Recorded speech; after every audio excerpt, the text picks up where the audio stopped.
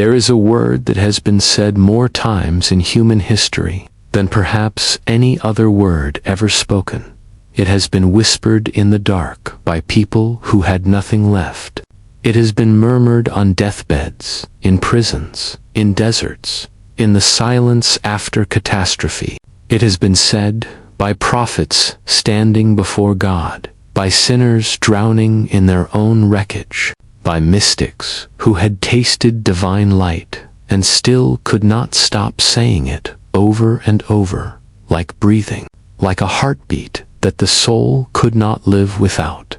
The word is Astaghfirullah, and almost everyone who says it has been taught what it means. Forgive me, God, I am sorry. I did something wrong. A spiritual apology, a religious ritual, something you say after a sin, after a failure, after a moment of weakness, and then you move on. But what if everything you were taught about this word was only the outermost layer, the shell, and inside that shell was a truth so vast, so metaphysically radical, so utterly different from what religion has been selling people for centuries, that if you actually understood it, not just intellectually, but in your bones, in your blood, in the hollow place behind your ribs where the longing lives, it would permanently alter your relationship with existence itself. What if Istighfar is not an apology? What if it is a description of reality? Stay with me, because by the end of this, you will never be able to say this word the same way again. Let us begin not with religion, but with language, because the Arabic language is not just a tool for communication, it is, in the Islamic tradition, a mirror of metaphysical truth. Every root, every letter carries weight that translation almost always destroys. The word Istighfar comes from the root Gosh, 3 letters, Gain, Fa-Ra. We translate this root as forgiveness. And that translation is not wrong. It is just catastrophically incomplete. Because the same root in ancient Arabic gives us the word Mifar. And a Mifar is a helmet. Specifically, the iron helmet that a warrior placed over his head before going into battle, not to erase his wounds, not to pretend he had never been hurt, but to shield what was most vulnerable in him from further destruction.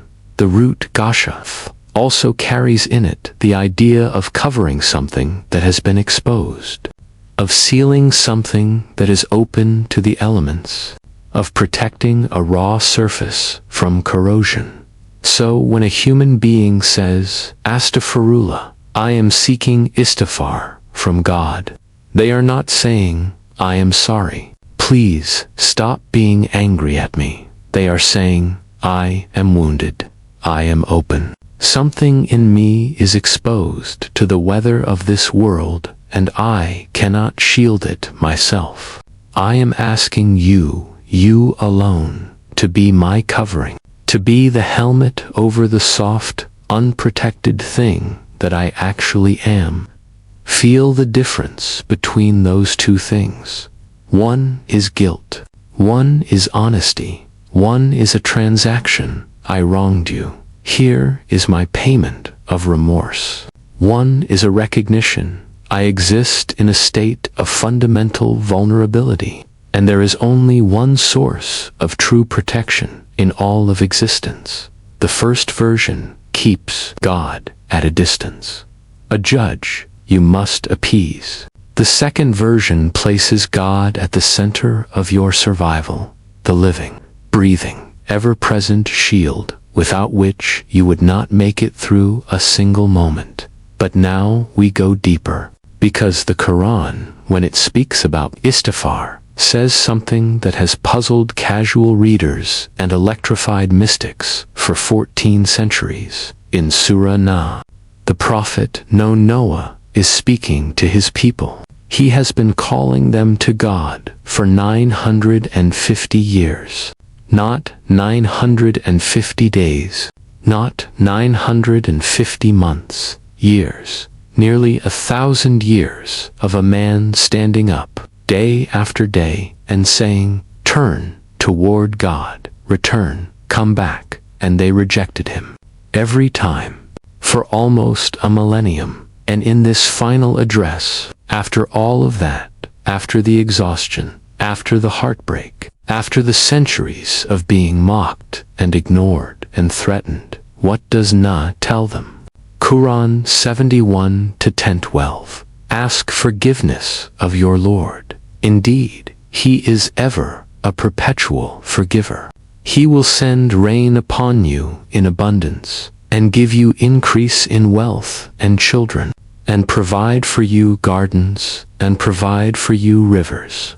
Ask forgiveness, and he will send you rain, wealth, children, gardens, rivers, not paradise in the afterlife, not angels descending with comfort, not a warm feeling in your chest, rain, physical water falling from a physical sky onto physical earth. Why? Why would a spiritual act, a conversation between a soul and its creator, produce meteorological effects? Why would the inner state of a community alter the behavior of clouds? This question is not rhetorical. It is the key that unlocks the entire teaching.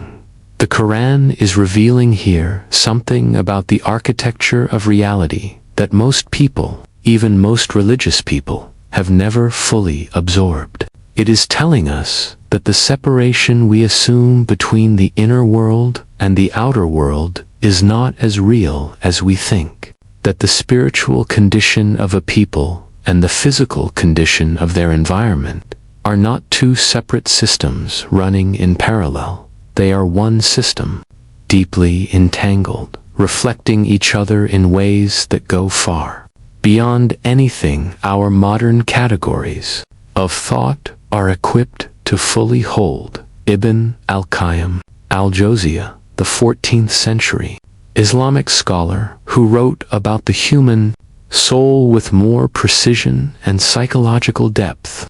Almost anyone in Islamic history described it this way. He said, "The heart, when it accumulates the weight of heedlessness and sin, becomes like a sealed room. No light enters it, no water flows through it. The windows close one by one, and as the heart closes, so too does the world around it begin to close. Provision becomes restricted. Doors that were open begin to shut. The ecosystem of a person's life begins to wither, not because God is punishing them in some external, arbitrary way, but because the inner and outer worlds are genuinely one fabric. And when you damage the inner threads, the outer threads pull tight. Istighfar unseals the room. It opens the windows.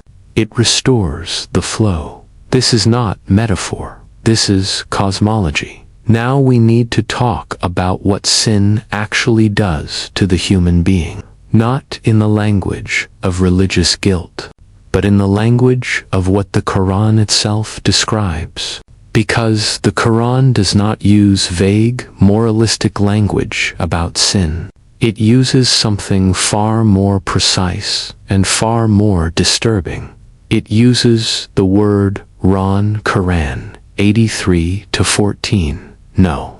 Rather, the stain has covered their hearts from what they used to commit Raan, a rust, a slow, incremental accumulation. Not a sudden catastrophe, but a gradual dulling, layer by layer, of the heart's capacity to perceive, to feel, to be moved.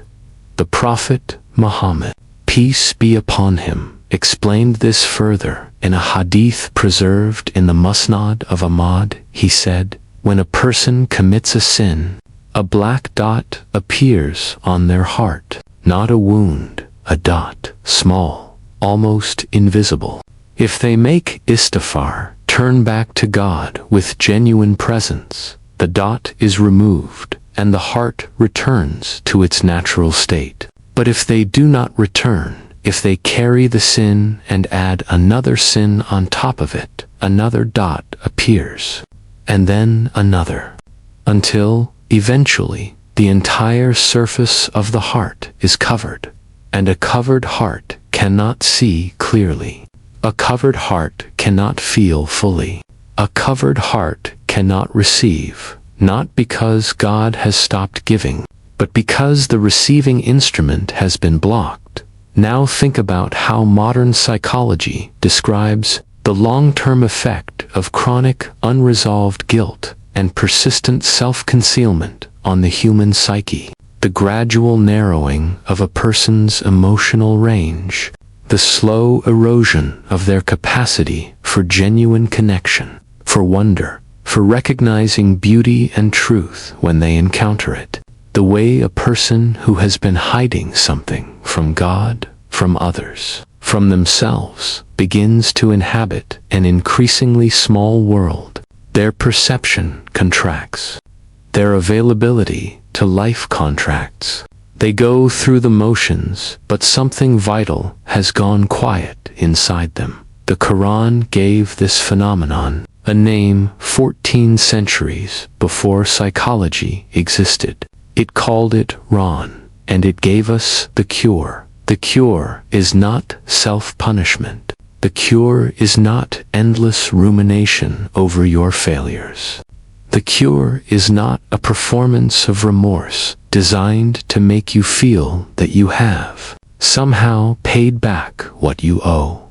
The cure is Istighfar, which in its deepest form is the act of bringing what is hidden into the light before it calcifies into identity, before the temporary wound becomes a permanent character, before the dot becomes the whole surface. Think about what this means psychologically. Shame thrives in concealment. The thing you never name, never acknowledge. Never release the thing you carry quietly for years, folding it deeper and deeper into the corners of yourself. That is the thing that ultimately shapes you most. Not because you chose it, but because you kept it. Istighfar interrupts that process. It is the act of saying, I see what I did. I see what I am. I do not defend it. I do not collapse under it. I release it to the only being in existence who has the capacity to actually receive it, and I refuse to let shame write my final story. This is not weakness. This is one of the most psychologically sophisticated acts a human being can perform. But now we arrive at the place where the Sufis take this teaching and do something with it that will genuinely unsettle your comfortable understanding of what Istighfar is for. Because the Sufis looked at the Prophet Muhammad, peace and blessings be upon him,